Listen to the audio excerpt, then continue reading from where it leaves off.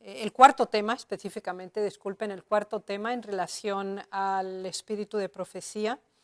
Y vamos a considerar una primera parte acerca de los profetas en la Biblia. Queremos leer en Lucas 1:70, una cita introductoria para este tema, donde se nos dice, Lucas 1:70, como habló por boca de sus santos profetas que fueron desde el principio. Esta declaración es especialmente significativa por el hecho de que el don de profecía se encuentra presente desde el inicio, lamentablemente, de la caída del ser humano y de la separación de Dios a causa del pecado. Así que este versículo es significativo en ese sentido, ya que enfatiza como habló por boca de sus santos profetas que fueron desde el principio. Y lo que vamos a intentar en esta clase precisamente es delinear, aunque sea en forma genérica, esa cronología que prueba cómo Dios habló desde el principio a través de sus santos profetas. Un comentario acerca de esta misma declaración de Lucas 1:70 lo encontramos en Profetas, Patriarcas y Profetas, página 382, donde se nos dice lo siguiente: Adán, Noé, Abraham, Isaac, Jacob y Moisés comprendieron el Evangelio. Buscaron la salvación por medio del sustituto y garante del ser humano. Estos santos varones de antaño comulgaron con el Salvador que iba a venir al mundo en carne humana. Así que aquí se nos especifica Adán, Noé, Abraham, Isaac, Jacob, Moisés. Ellos comprendieron el Evangelio y cada uno de ellos recibieron revelaciones al respecto de esto y lo vamos a intentar demostrar tanto por citas bíblicas como del espíritu de profecía al respecto. Así pues, empecemos con Adán. Patriarcas y Profetas, página 54, nos dice lo siguiente acerca de Adán. En esta forma se le revelaron a Adán importantes acontecimientos que se producirían en la historia humana, desde el tiempo en que fue pronunciada la sentencia divina en el Edén hasta el diluvio, y desde allí hasta el primer advenimiento del Hijo de Dios. Así pues nos damos cuenta que el Señor reveló el desarrollo de los hechos y de la historia de la humanidad al primer ser humano, a Adán después de la caída. Y lo hizo desde Génesis 3:15, como nos dice el testimonio, hasta el diluvio en una primera fase, y desde allí, desde el diluvio, hasta la primera venida de Cristo. Así que Dios le reveló a Adán una proyección del desarrollo de la historia de la humanidad desde el Edén hasta la primera venida de Cristo.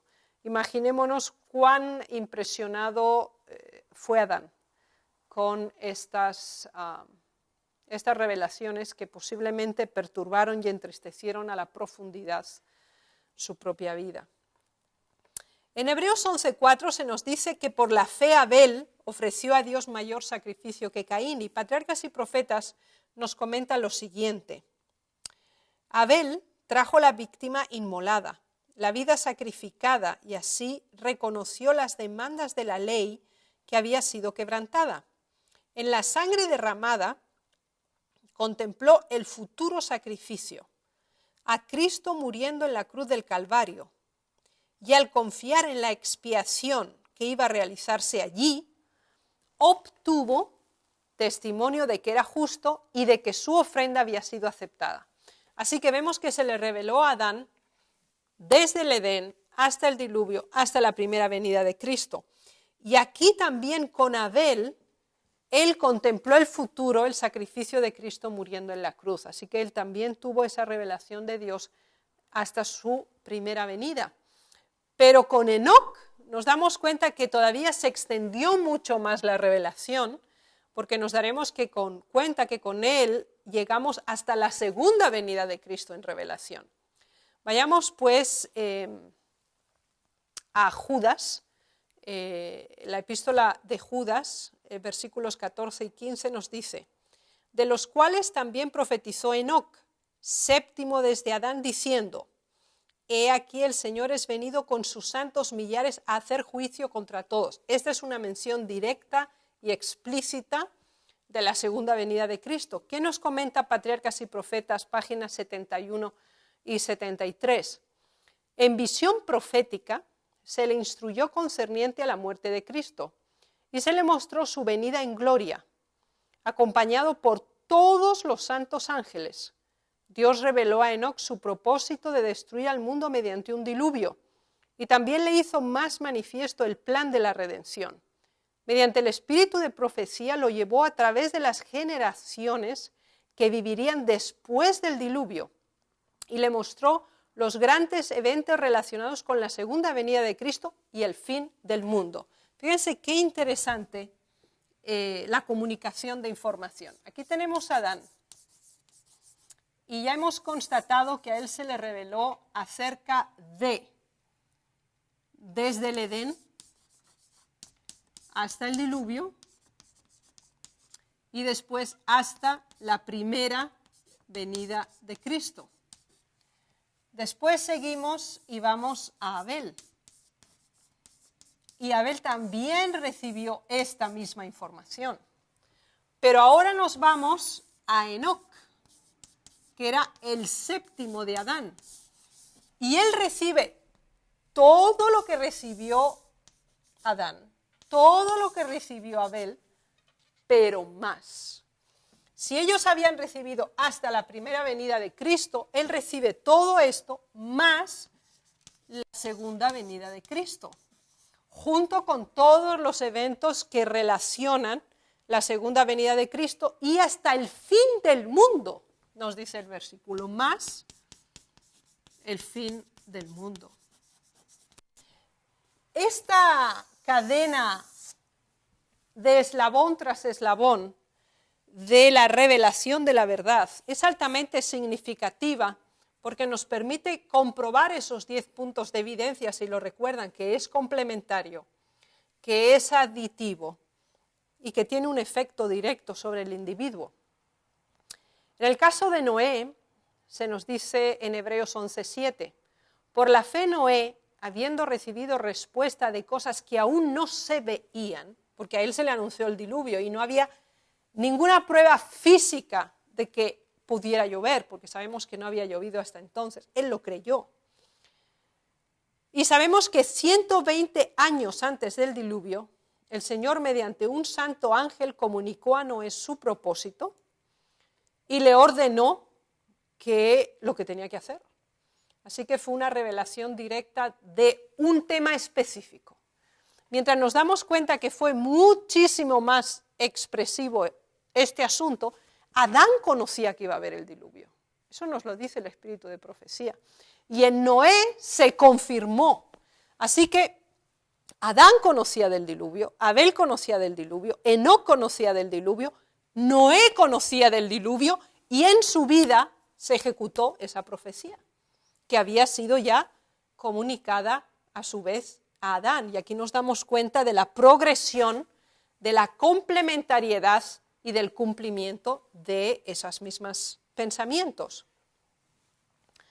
En Job tenemos la confirmación de esa comunicación divina oral que se mantuvo por el tiempo y el espacio, porque Job 42:7 nos dice, y aconteció que después que habló Jehová estas palabras a Job, que fueron transcritas, así que Job recibió mensajes directos de Dios que a su vez fueron escritos por Moisés. Acerca de Abraham encontramos elementos muy distintivos al respecto y cómo Dios lo declara profeta a Abraham mismo. En Génesis 15:1 se nos dice, después de estas cosas fue palabra de Jehová a Abraham en visión. Sabemos que Dios habló de distintas formas. Abraham habló en visión, habló en sueño, habló en forma directa. Y aquí se nos habla del caso de la visión. Y en Patriarcas y Profetas, páginas 117 y 118, se nos dice respecto a Abraham. Dios comunicó su voluntad a Abraham y le dio un conocimiento claro de los requerimientos de su ley y de la salvación que alcanzaría mediante Cristo. Además, el heredero de la fe recibió la promesa que para él era la más preciosa de todas, saber que de su linaje descendería el Redentor del mundo. Así pues nos damos cuenta que esas mismas verdades no fueron reveladas por primera vez a Abraham, la primera venida de Cristo, sino que eso venía acumulándose y reconfirmándose ahora también en esta era patriarcal. Génesis 27, Génesis capítulo 20, versículo 7, Dios mismo le da el calificativo de profeta a Abraham, porque dice, Génesis 27, ahora devuelve la mujer a su esposo porque él es profeta. Acerca de Isaac se nos dice que también Dios se le apareció, y en Génesis 26, 24 se nos dice, y apareciósele Jehová aquella noche. En este caso sería en una visión de noche. Sabemos que Isaac recibió comunicaciones directas de Dios en varias ocasiones cuando hacemos un estudio biográfico de este personaje. Y en este sentido, según la línea patriarcal, es otro personaje más a quien el Señor reveló su voluntad y reconfirmó el pacto que había hecho con Abraham acerca de que la primera venida de Cristo y del linaje de Abraham serían los ancestros de Jesús. Ahora nos encontramos con algo muy interesante, porque aquí está Rebeca ahora, y Dios se comunica con ella, pero ella decide consultar a Jehová. Génesis 25, versículos 22 y 23 nos dice lo siguiente, y Rebeca fue a consultar a Jehová, y le respondió Jehová, 2 naciones hay en tu seno. El informe bíblico nos dice que ella sentía que había una lucha, que había un conflicto en su seno por los 2 seres que moraban. Y entonces estaba preocupada por esta situación y entonces pide a Dios una explicación y Dios le contesta. Y es una profecía la que le da Dios a él, a ella en este caso, a Rebeca directamente. Y Patriarcas y Profetas, en la página 176 dice, y vemos que se le comunicó por un ángel, porque el testimonio dice, Rebeca recordaba las palabras del ángel y con percepción más clara que la de su esposo, comprendía el carácter de sus hijos. Repitió a Isaac las palabras del ángel. Jacob había oído a su madre referirse a la indicación divina de que él recibiría la primogenitura. Así que esa profecía fue encomendada a Rebeca. Y Rebeca recibió la profecía divina acerca del futuro de sus 2 hijos y lo comunicó a su esposo y obviamente también a sus hijos. Y ahora Jacob también conforma esa línea de individuos que reciben revelaciones de Dios. En Génesis 28, versículo 10 hasta el 13 se nos dice, y salió Jacob y fue a Harán y soñó. Así que esto era una visión de sueño, él permanecía en su sueño. Y he aquí una escala. Jehová estaba en lo alto de ella, el cual dijo, yo soy Jehová. Patriarcas y Profetas, páginas 183 y 184 nos dice al respecto de esta visión de noche. La escalera representaba a Jesús, el medio señalado para comunicarnos con el cielo. Todo esto se reveló a Jacob en un sueño. Aunque su mente comprendió enseguida una parte de la revelación, sus grandes y misteriosas verdades fueron el estudio de toda su vida y las fue comprendiendo cada vez mejor. Y nos damos cuenta que el Señor Jesús, cuando estuvo en esta tierra, tomó referencia a esta visión nocturna de sueño que tuvo Jacob, ejemplificando el plan de salvación. Así que esta comunicación directa que Jacob recibió de parte de Dios incluye principios fundamentales de doctrina, los cuales fueron revelados como confirmación a la verdad que ya era conocida, es decir, la primera venida de Cristo, Cristo como Salvador y Redentor de la humanidad, había sido dada desde el principio, pero ahora se ve en otra perspectiva diferente. Cada vez hay una complementariedad adicional a los mensajes recibidos.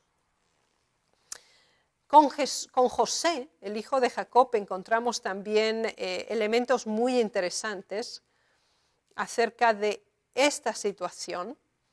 En Génesis 37, 19 se nos dice, y dijeron el uno al otro, he aquí viene el soñador. José ya había recibido sueños reveladores de Dios acerca del futuro. Y él obviamente los había transmitido, porque eso es parte de la función de un profeta. Pero lamentablemente eso produjo odio y rencor por parte de sus hermanos. Pero ese don que Dios le había dado también se desarrolló estando aún en su cautiverio, estando en Egipto posteriormente. Génesis 41:15 dice, y dijo Faraón a José, yo he tenido un sueño y no hay quien lo interprete, mas he oído decir de ti que oyes sueños para interpretarlos. Y sabemos que fue así, había habido la experiencia del copero y del panadero, y a partir de ahí sabemos cómo se desarrollaron los hechos. En Testimonios Selectos, volumen 4, en la página 310, se nos dice, todo Egipto se asombró de la sabiduría del hombre a quien Dios instruyera. Así que el caso de José es especialmente interesante, ya que él no era solo receptor del mensaje divino, sino que además aquí tenemos el primer caso de cómo Dios le revela lo que otros a su vez sueñan que Dios les había dado.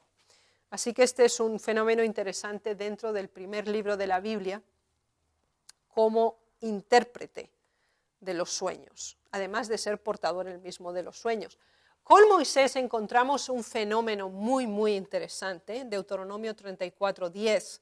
Dice, y nunca más surgió en Israel un profeta como Moisés, con quien el Eterno tratara cara a cara. No sueños, no visiones, directamente, una comunicación.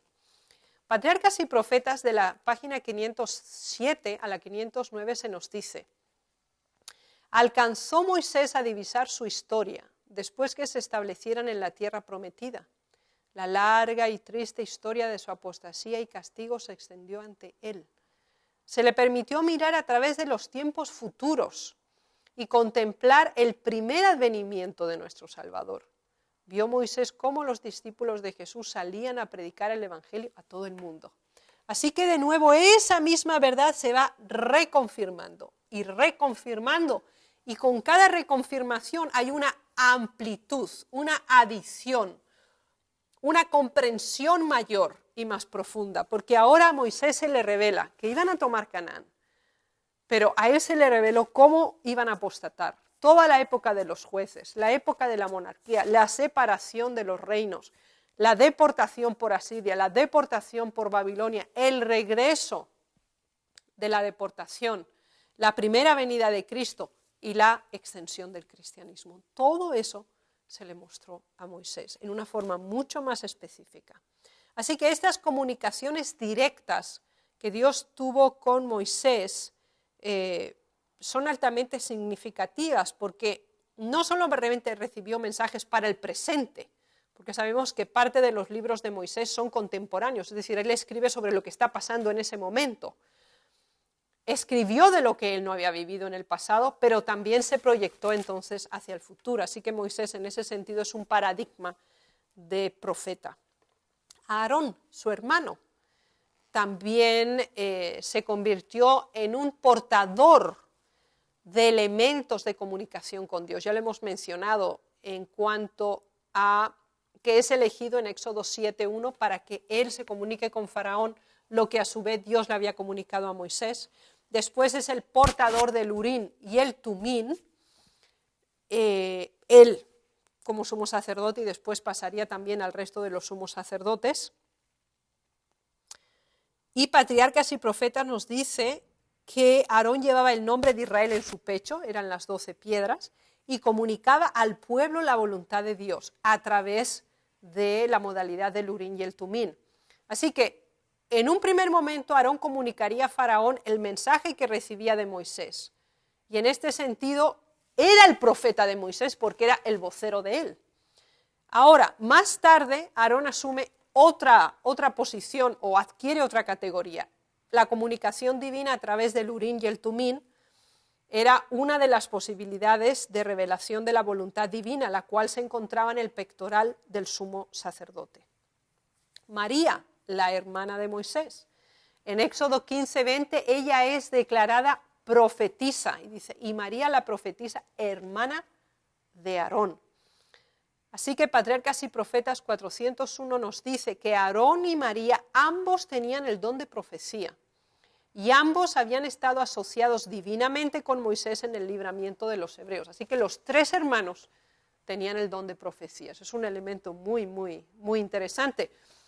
Y lo que es también muy interesante es que las Sagradas Escrituras nos presentan los errores, las faltas de los tres, lo cual confirma una vez más esa evidenciación de que por el hecho de ser profetas o profetisas no pasaban a un nivel superior de la humanidad.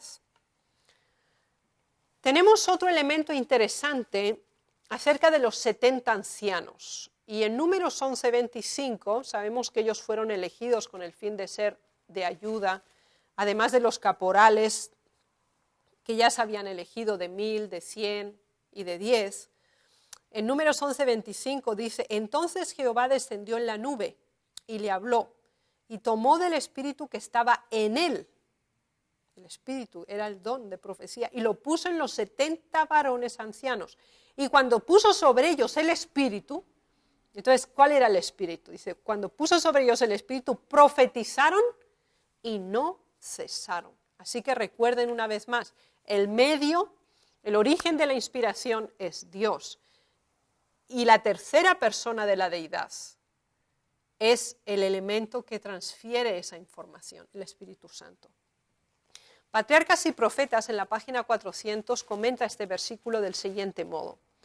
2 de los 70 ancianos, teniéndose humildemente por indignos de un cargo de tanta responsabilidad, recuerden que esta es otra más de las evidencias, no habían concurrido con sus hermanos ante el tabernáculo, pero el Espíritu de Dios descendió sobre ellos donde estaban, y ellos también ejercieron el don de profecía. Siempre nos damos cuenta que el don de profecía es derramado sobre aquellos que conforman la línea histórica del remanente del pueblo de Dios. Y eso es muy, muy importante, porque es otra de las evidencias que ya habíamos mencionado. Vayamos ahora con Josué. Dios tuvo conexión directa con Moisés, ahora Josué toma su lugar, también por decisión divina, y Dios se comunica con Josué también. Josué 1, versículo 1 y 2 nos dice, aconteció después de la muerte de Moisés, siervo de Jehová, que Jehová habló a Josué diciendo, etcétera, etcétera. Así que en Patriarcas y Profetas 515 se nos dice, con gran ansiedad y desconfianza de sí mismo, recuerden la interiorización del mensaje y la desconfianza de sí mismo, Josué había mirado la obra que le esperaba, pero Dios eliminó sus temores al asegurarle, como yo fui con Moisés, seré contigo. Él se comunicó directamente con Josué. Así que este dirigente de Israel, después de Moisés, recibía comunicaciones de parte de Dios mismo. Queremos analizar algunos más. Ahora tenemos a Débora. En Jueces 4:4 dice, gobernaba en aquel tiempo a Israel una mujer, profetisa. Así que no siempre está relacionado el cargo de ser profeta con el ser dirigente del pueblo de Dios. Sin embargo, en este caso también lo es, y además es una mujer, ¿ya? Pero aquí tenemos el caso del varón profeta, de Jueces 6, 7 y 8. Dice, y cuando los hijos de Israel clamaron a Jehová a causa de los madianitas, Jehová envió a los hijos de Israel un varón profeta. A veces son anónimos, no tenemos información acerca de sus vidas, desconocemos sus nombres, sus orígenes, pero son del pueblo de Dios, viven la verdad y transfieren esa verdad. Ana, la madre de Samuel, ella profetizó y profetizó hasta la primera y la segunda venida de Cristo, y eso es muy, muy interesante. Les recomiendo que lean su oración de alabanza. Dice que Ana oró y dijo, Jehová juzgará los confines de la tierra, dará poder a su rey y exaltará el poderío de su ungido. 1 Samuel 2, 1 y el versículo 10, además de ser profecías mesiánicas incluidas. Ella no era un dirigente del pueblo de Dios, era una mujer que deseaba tener un hijo y consagró ese hijo a Dios, y ese hijo se convirtió en un gran profeta. Pero ella recibió el don de profecía en estas declaraciones que ella hizo. El resto de su vida, ella no ejerció como profeta, pero sí en un momento puntual de su existencia, recibió un mensaje profético y estuvo en posesión del don de profecía. En 1 Samuel 2:27 tenemos a otro varón de Dios. Dice, y vino un varón de Dios a Elí y le dijo, así ha dicho Jehová. Sabemos que Elí llevaba el Urín y el Tumín, él era el sumo sacerdote. Pero Dios ya no le hablaba a través del Urín y el Tumín, así que Dios envió a otro profeta, a otro varón de Dios, y lo amonestó y le dio el mensaje. Y el mismo mensaje, o muy semejante, lo recibió ahora Samuel, cuando Dios le llamó a él, porque la situación era precaria. Cuando el Señor no se comunica, cuando el Señor no da mensajes, es cuestionable la situación de la iglesia.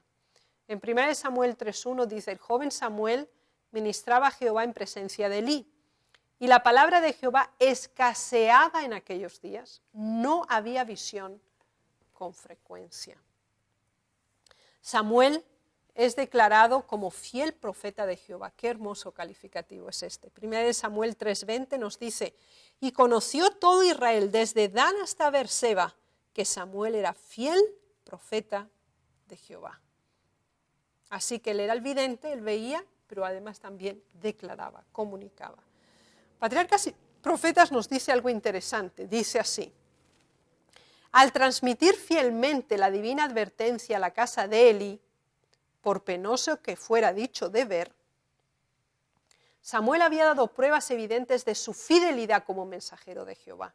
Y Jehová fue con él y no dejó caer a tierra ninguna de sus palabras. De nuevo aquí tenemos confirmación de esos 10 elementos de las evidencias. Samuel se sentía conmovido y no se atrevía a darle el mensaje a Elí que Dios le había dado, pero lo hizo.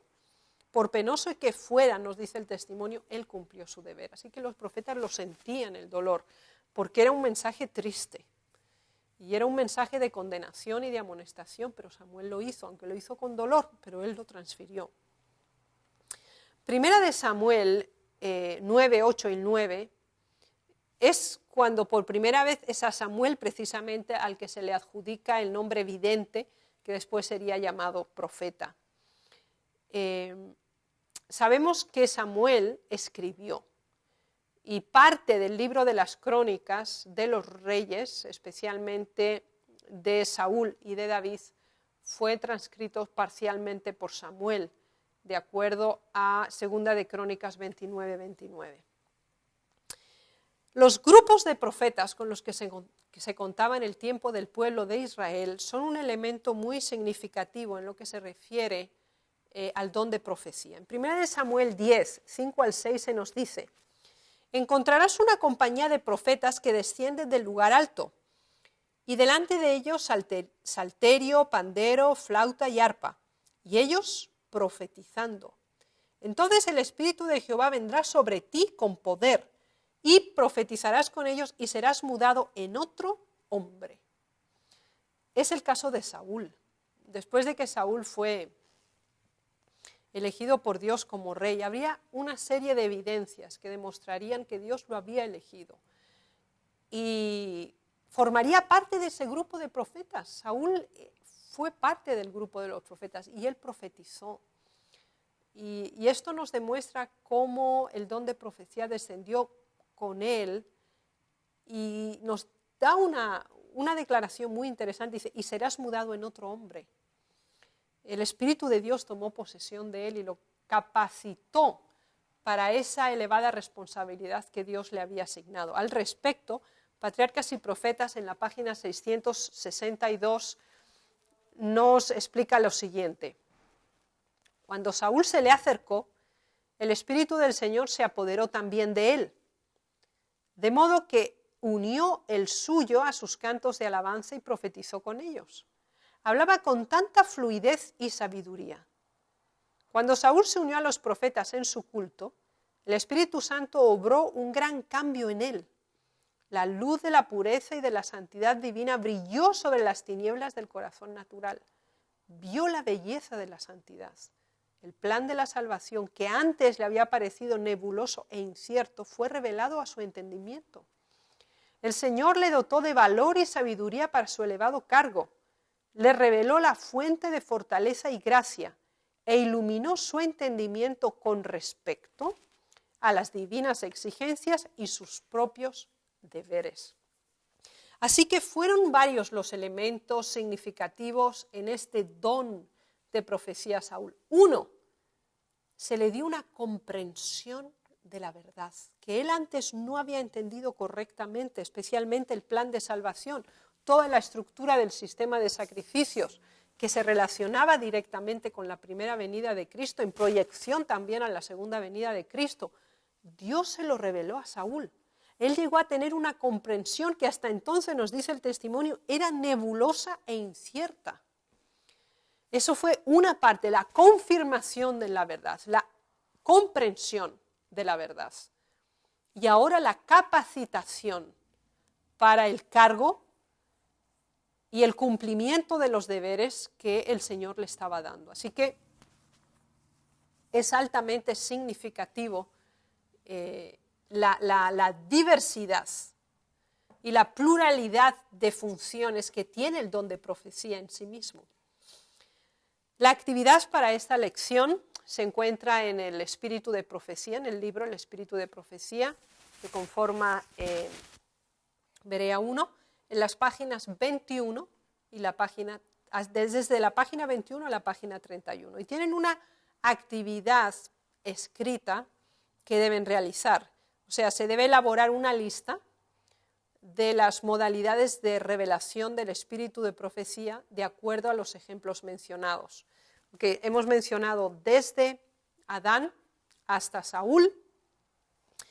Y en cuanto a estos ejemplos que se han dado, ustedes deben especificar qué modalidad de revelación recibieron. Sueño, visión, comunicación oral, transcripción del mensaje, etc. Es decir, deben identificar a estos personajes que hemos mencionado, desde Adán hasta Saúl, con las modalidades de la revelación. Ruego al Señor les bendiga en estas tareas, también bendiga estas verdades en nuestros corazones, y para ello deseamos orar con el fin de cerrar las clases de este día.